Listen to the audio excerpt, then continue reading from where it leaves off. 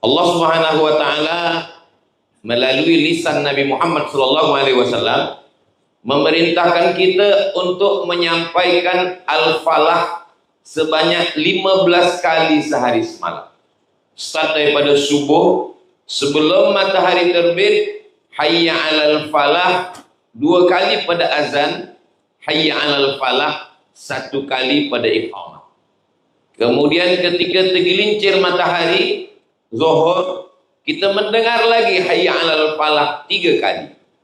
Manakala matahari condong, kita juga kembali mendengar hayya 'alal falah 3 kali. Kemudian ketika matahari tenggelam, nampak merah merona di sebelah barat, kita pun kembali mendengar hayya 'alal falah 3 kali. Kemudian ketika semuanya gelap gulita, kita lagi mendengar hayya 'alal falah 3 kali. Al-falah, selalunya orang Melayu menerjemahkan al-falah adalah kemenangan. Sebenarnya apa makna daripada al-falah? Akar dari semua kata Arab itu 3 huruf. Huruf fa, huruf lam, huruf ha. Dari kata falah inilah falah. Bezanya hanya ada pada tasdid. Kalau dia tak ada tasdid, falah. Bila ada tasdid, falah. Falah artinya petani. Seorang yang menanam padi di tengah sawah, yang menanam kelapa di tengah kebun, mereka disebut dengan al-falah. Kenapa mereka disebut al-falah? Kerana proses untuk mendapatkan hasilnya panjang. Dimulai daripada memilih tanah. Tak semua tanah boleh ditanam-tanami. Al-baladu thayyibu yakhruju nabatuhu bi'izni rabbih. Tanah yang subur akan mengeluarkan tanaman yang elok, yang cantik. Dipandang dari jauh, mata senang memandangnya. Dicium dari dekat, harum semerbak. Bunga mawar melati namanya. Tapi tanah yang tak baik, tanah berpasir, dia hanya menumbuhkan tanam-tanaman yang berduri. Dipandang tak sedap, berbau tak harum. Dan bila salah, kita pun mendapatkan musibah kerananya. Dari mula memilih tanah yang elok, selepas itu seorang petani akan menggali tanah. Menggali tanah tak sama dengan menebas, membuang rumput. Dia mesti mengeluarkan tenaga, bertetes peluh keringat, derita dan air mata. Berubah warna kulit kerana cahaya matahari yang kuat. Lalu kemudian selepas dia gali tanah, dia tanamkan benih. Benih jagung, benih padi. Selepas dia tanamkan, dia mesti disiram dengan air yang baik. Sebab bila benih ditanam tak ada air, maka tanaman pun akan mati. Dia meminta kepada Allah, Allahumma anzil alaina, turunkan kepada kami minas sama'i ma'a, dari langit turunlah hujan. Maka ketika itu dia ada usaha ikhtiar untuk menanam, tapi masalah hujan turun, itu semuanya diserahkan kepada Allah Subhanahu wa ta'ala. Maka bersatulah antara kehendak manusia dengan kehendak Allah. Membuka tanah, membuka hutan, meletakkan benih, itu usaha kita. Tapi menurunkan air hujan, itu semua kuasa Allah Subhanahu wa ta'ala. Berapa banyak yang mengatakan akan turun hujan, tidak jadi hujan. Berapa banyak pula yang mengatakan panas terik, tapi rupa-rupanya air menetes dari langit. Semuanya balik kepada tawakal. Semuanya kembali kepada berserah diri pada kuasa Allah. Kita hanya mampu berkata, la haula wa la quwata illa billah. Selepas disiram air, maka biji pun memecah. Biji padi memecah, biji jagung memecah, mengeluarkan tunas-tunas hijau yang lembut. Di mana ada gula, di situ ada semut. Maka datanglah semut memakan pucuknya. Datanglah ulat, dia mesti jaga, dia mesti dipelihara, mesti dia diperhatikan. Dari pagi, petang, siang dan malam. Dari pagi, petang dan siang dijaga dengan mata, dijaga dengan perhatian. Dan pada malam harinya, petani salat, bertahajud, meminta perlindungan kepada Allah Subhanahu wa ta'ala. Di sujudnya dia meminta kepada Allah. Aqrabu ma yakunul abdu min rabbih wa huwa sajid. Seorang hamba paling dekat kepada Tuhannya ketika dia bersujud. Dan ketika dia angkatkan tangan dengan penuh pengharapan, dia meminta kepada Allah, jauhkanlah malapetaka, bencana, musibah, supaya tanaman ini boleh berbuah dengan baik. Dia katakan kepada Allah, Allahumma dafa'annal ghala'a wal waba'a wal fahsya waz zina war riba. Semuanya jauhkan, sebab musibah-musibah ini datang daripada perbuatan maksiat. Selepas itu buah pun bertangkai. Setelah itu buah berdahan, berputih. Setelah itu dia pun akan berbuah. Selepas buahnya keluar, belum selesai. Dia juga mesti minta kepada Allah supaya jangan sampai ada ulat. Betapa banyak buah yang elok, nampak ranum, cantik dari luar. Tapi manakala bila dibelah, dia ada ulat yang tidak lagi senang, tidak lagi menyenangkan bagi petani. Maka ketika menjaga dari hulu ke hilir, dari awal hingga ke akhir, dia selamat, boleh menyelamatkan tanah. Disitulah maka orang itu disebut memperoleh al-falah. Al-falah sajalah yang boleh mendapatkan al-falah. Seorang petani, dia akan mendapatkan kebahagiaan, kesenangan kerana tangannya. Maka kata Nabi SAW, baik-baik usaha adalah kasbur rajul biyadihi, usaha seorang dengan tangannya, dengan tangan orang lain. Dengan tangannya sendiri, dia mendapatkan rezeki yang diberikan Allah Subhanahu wa Ta'ala. Begitulah makna dari kata al-falah, begitu pula makna dari kata al-falah. Orang yang mendapatkan kebahagiaan karena jerih payah, bertungkus lumus, bersusah, maka itulah kebahagiaan yang dinikmati. Berbeza antara seorang pejuang dengan seorang penikmat. Yang berjuang, dia akan berjuang mendapatkan hasil perjuangannya. Adapun yang penikmat, dia hanya menikmati hasil perjuangan orang lain. Karnival al-falah mengingatkan kita, bila kita ingin mendapatkan al-falah, kemenangan, kesenangan, kebahagiaan, kita mesti ada al-falah, ada perjuangan, ada tetes peluh, ada keringat, ada air mata, ada zikir, ada doa, memintakan kepada orang lain. Tidak hanya setakat lidah, bukan hanya setakat menempelkan kening ke lantai, meminta, memohon kepada Allah, tapi juga menggerakkan hati orang lain. Kita dalam hidup ini ada 3 hal. Yang pertama berdoa, yang kedua minta doa, yang ketiga mendoakan orang lain. Bila kita nampak ada orang baik, maka kita diajarkan Nabi Muhammad SAW mengatakan, katsarallahu amsalak, semoga Allah membuat banyak orang-orang sepertimu.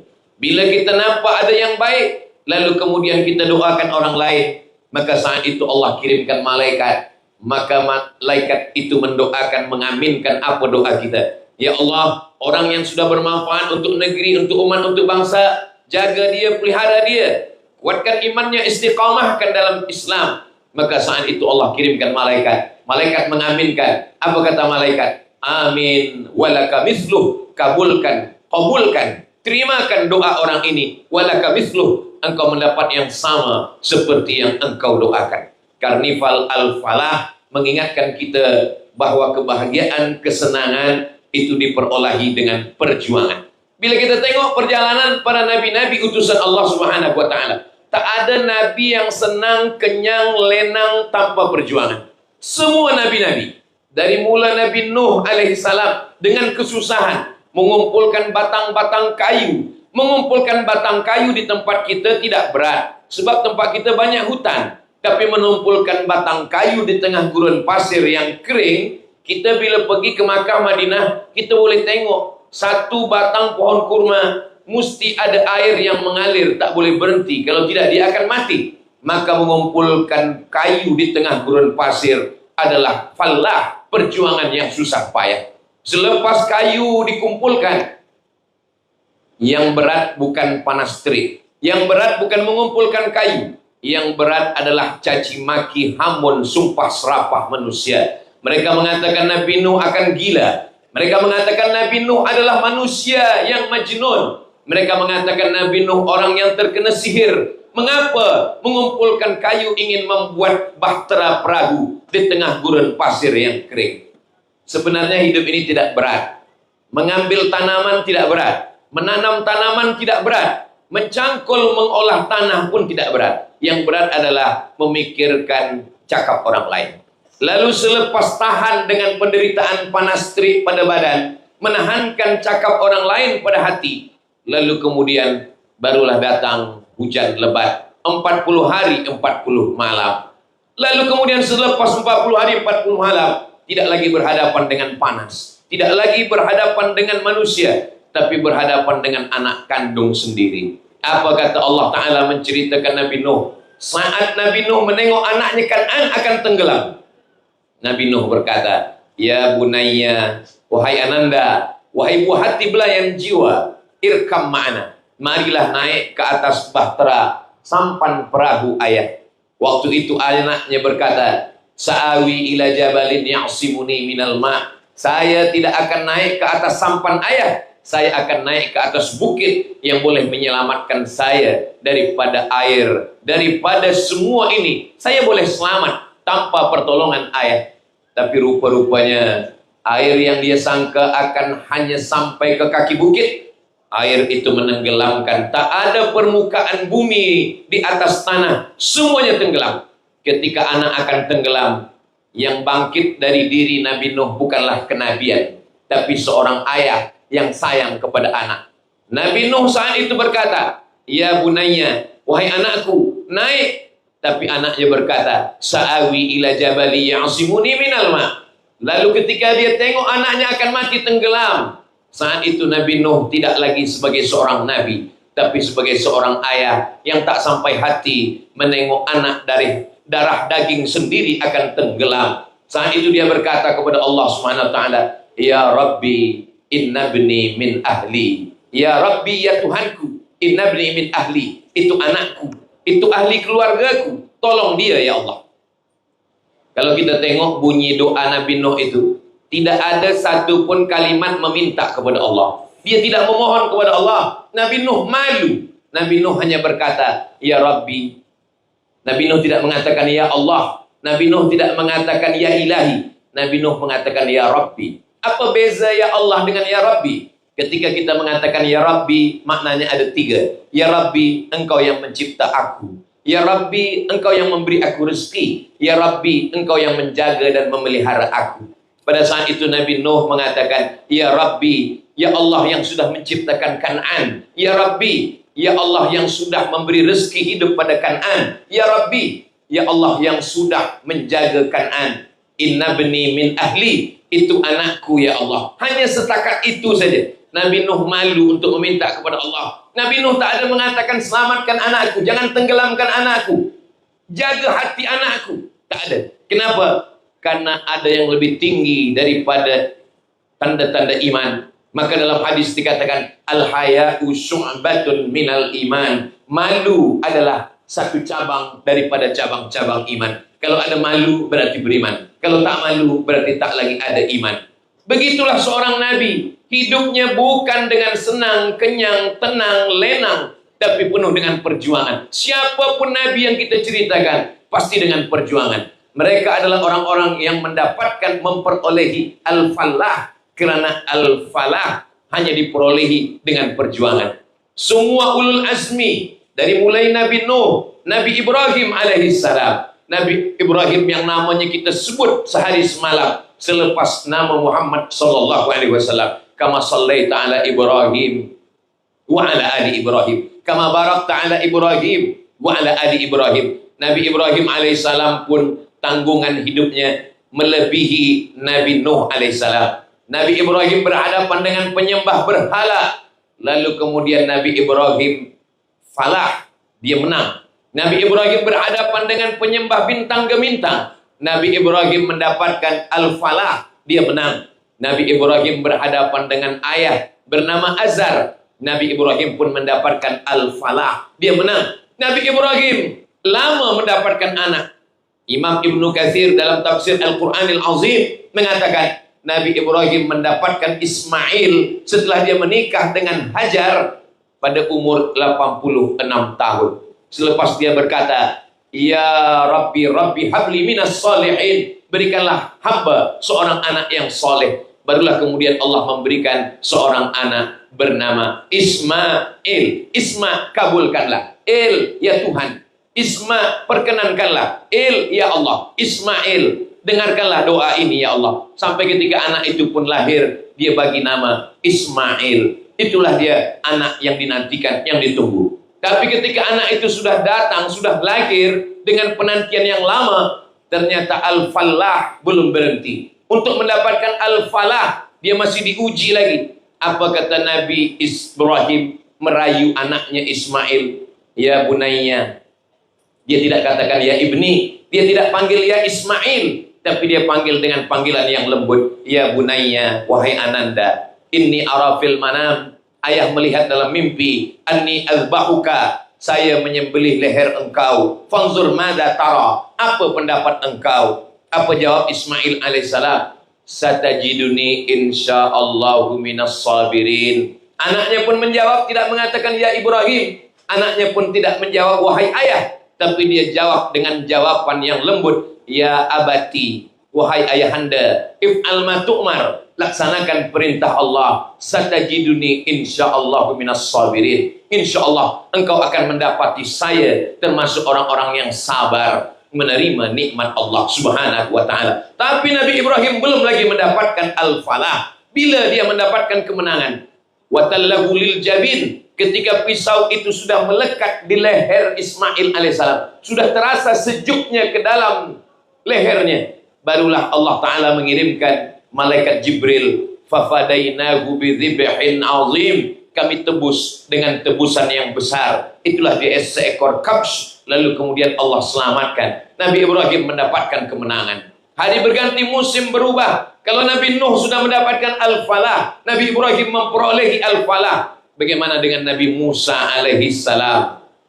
Nabi Musa, beza Nabi, beza perjuangan. Nabi Musa alaihi salam belum lagi lahir ke atas dunia, dia sudah berhadapan dengan Fir'aun. Ketika itu Fir'aun takut, cemas, khawatir. Rupa-rupanya dia bermimpi melihat ada satu anak kecil yang menarik mahkotanya. Dia akan kehilangan singgasana kekuasaan. Maka dia kumpulkan semua tukang-tukang sihir. Yudzabbihuna abna'akum wa yastahyuna nisa'akum. Anak lelaki akan disembelih, anak perempuan akan dibiarkan hidup. Lalu kemudian apa yang terjadi selepas itu? Allah menunjukkan kuasanya. Wa auhayna ila ummi Musa, kami kirimkan ilham kepada Yukabat. Perempuan yang kuat itu bernama Yukabat. Wa auhayna ila ummi Musa, kami ilhamkan bisikan halus ke hati Yukabat. Lalu dia letakkan anaknya itu di dalam sebuah box kecil di atas sungai Nil. Lalu apa kata Allah? La takhafi, jangan engkau takut.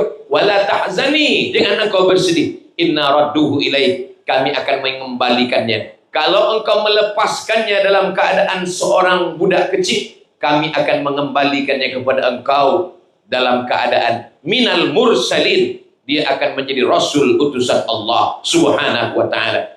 Nabi Musa alaihissalam, dia diselamatkan Allah, tapi diselamatkan lari daripada terkaman singa, tapi dia masuk ke dalam kandang singa. Dia besar di istana Fir'aun, sampai pada akhirnya Allah ingin mengeluarkan dia daripada istana Fir'aun, sehingga ada dua orang yang sedang bercanggah. Lalu kemudian fawakazahu Musa, Musa memukulnya, lalu kemudian orang itu mati. Maka ada kekhawatiran, ketakutan dalam hati Nabi Musa alaihissalam. Nabi Musa pergi bernaung, berlindung di bawah satu pohon yang rindang. Lalu kemudian ketika Nabi Muhammad SAW Isra dan Mi'raj, Nabi Muhammad bertanya kepada malaikat Jibril alaihissalam, ya Jibril, itu aku melihat ada sebatang pokok kayu. Pokok apa itu wahai Jibril? Jibril menjawab, itulah pokok kayu tempat Nabi Musa bernaung, berlindung di masa dia dikejar oleh pasukan Fir'aun. Sampai akhirnya yang menyelamatkan Nabi Musa juga perempuan. Kalau dulu dia diselamatkan seorang wanita, seorang perempuan yang menghanyutkan dia ke sungai Nil, maka saat dia bersusah hati, ada dua perempuan yang sedang mencari air. Perempuan itu adalah anak Syuaib. Lalu kemudian Nabi Musa menolong mereka, sampai akhirnya perempuan itu menawarkan pertolongan. Jika engkau tiada tempat bernaung, jika engkau tiada tempat tinggal, maka ikutlah bersama dengan kami. Akhirnya anak Syuaib memperkenalkan Nabi Musa alaihissalam kepada Syuaib. Lalu kemudian apa kata anak Syuaib? Inna khaira man ista'jartal qawiyul amin. Wahai ayah, lama sudah ayah ingin mencari seorang pengembala kambing. Inilah orang yang baik wahai ayah. Inna khaira man istajarta. Kalau engkau ingin menjadi seorang pekerja, maka pencari pekerja inilah orang yang baik. Sifat dia dua. Yang pertama al-qawi, orangnya kuat. Yang kedua al-amin, dia orangnya amanah. Lalu kemudian Syuaib ada rasa curiga dalam hatinya. Wahai anakku, wahai putriku, dari mana engkau tahu bahwa lelaki ini kuat? Kerana tadi kami lama menanti.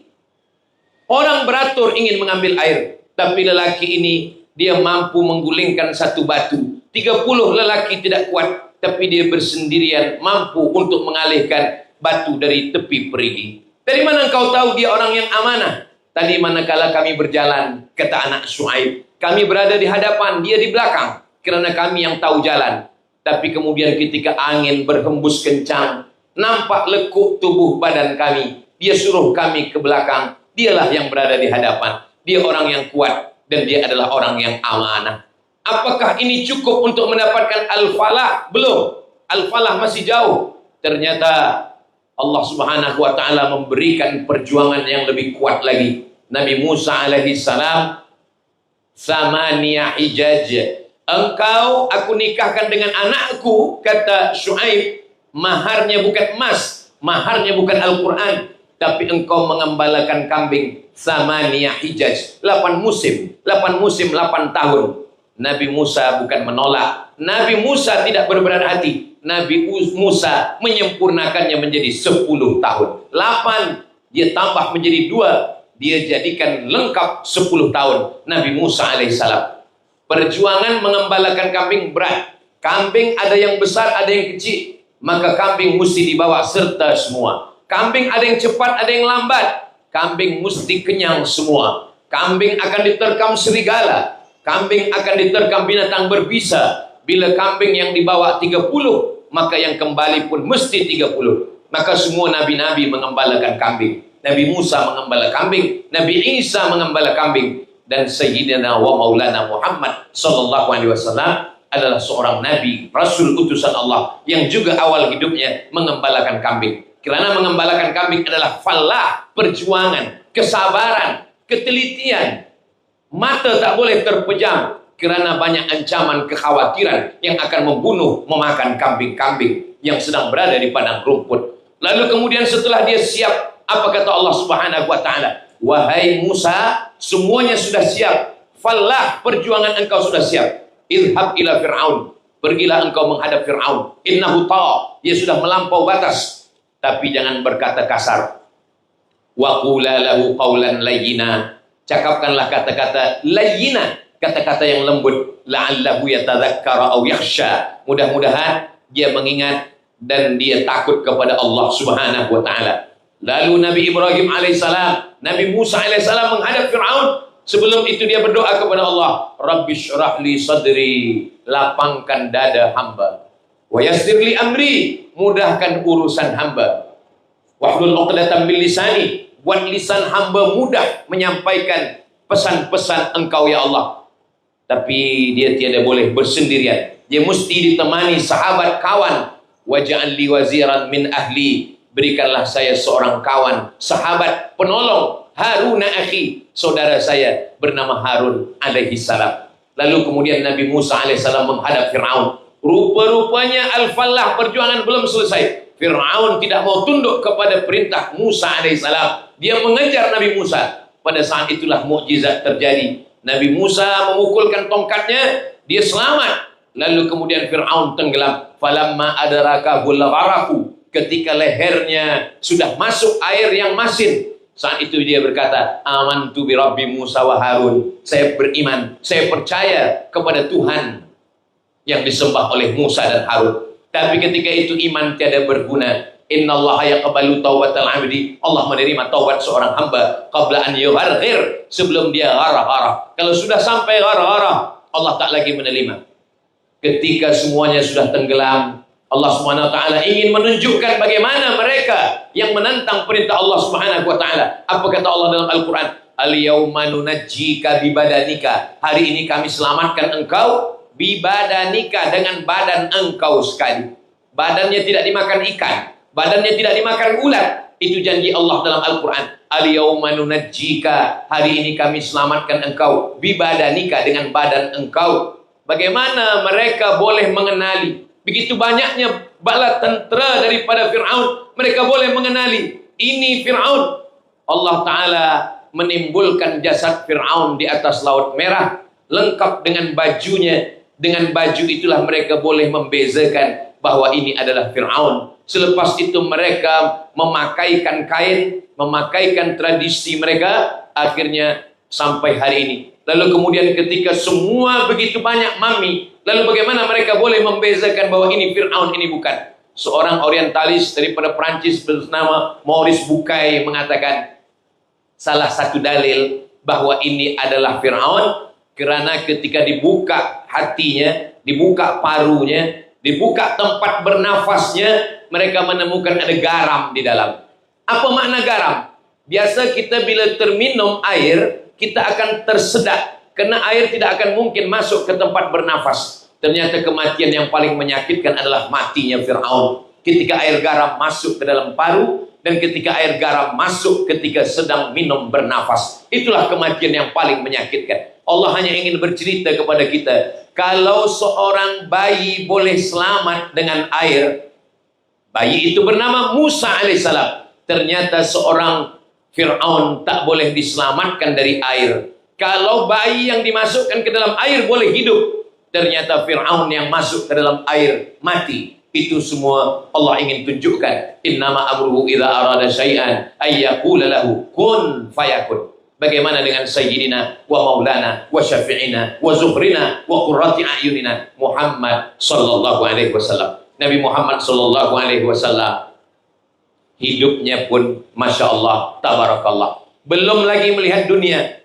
ayahnya sudah meninggal dunia. Ketika dia sedang sayang dengan bundanya, ibunya pula meninggal. Saat pergi ingin menziarahi kubur ayah, pulang ibu sudah tiada. Di saat disayang oleh Abdul Muttalib, Abdul Muttalib pun dipanggil oleh Allah Subhanahu wa Ta'ala. Ketika semua pakcik-pakciknya tiada peduli, tapi ada seorang yang sangat sayang. Lelaki itu bernama Abu Talib. Tapi Abu Talib anaknya banyak, dia miskin dan susah. Rupa-rupanya Abu Talib pun juga dipanggil oleh Allah Subhanahu wa Ta'ala. Di saat kafir musyrik Quraisy ingin membunuhnya, dua tempat dia bergantung hilang di tahun yang sama. Sehingga tahun itu dikenali dengan nama Amul Huzni, tahun kesedihan, tahun kesusahan, dan tahun duka cita. Itulah saat wafatnya Ummul Mukminin Khadijatul Kubra dan seorang paman Nabi bernama Abu Talib.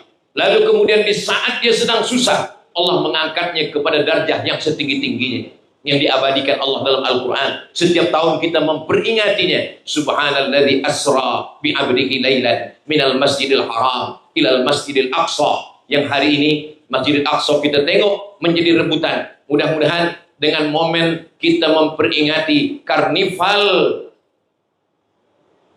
Al-Falah, maka kita berdoa kepada Allah Subhanahu wa Ta'ala. Mudah-mudahan Allah menolong saudara kita di Gaza, di Palestina, insyaAllah. Amin. Ya Rabbal Alamin.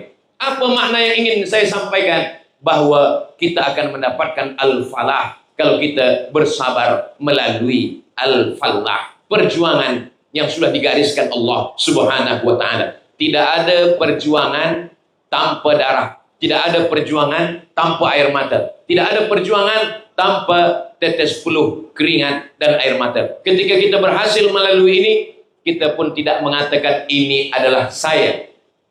Ketika Qarun ditanya, kenapa engkau kaya raya? Qarun mengatakan, innama utituhu ala ilmin indi.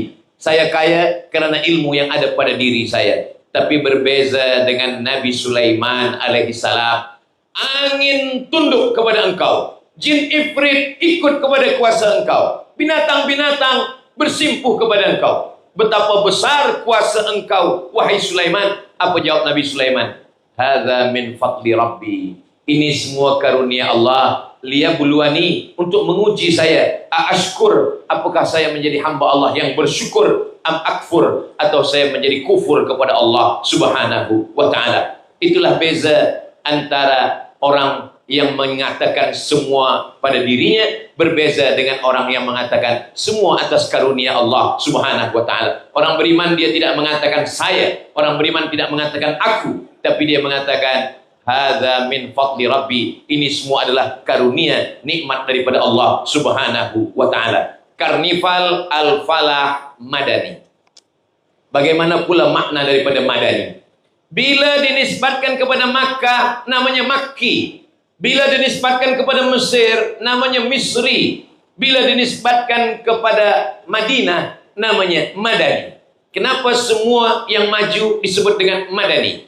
Kerana punca daripada kemuliaan adalah mengikut Al-Madinah Al-Munawwarah. Madinah yang sebelumnya Yathrib, Madinah yang sebelumnya kering, Madinah yang sebelumnya banyak penyakit, Madinah yang sebelumnya tempat yang tidak baik, dirubah Nabi Muhammad, diubah oleh Nabi Muhammad SAW menjadi Al-Madinah Al-Munawwarah. Madani, ada 5 syarat dia menjadi Madani.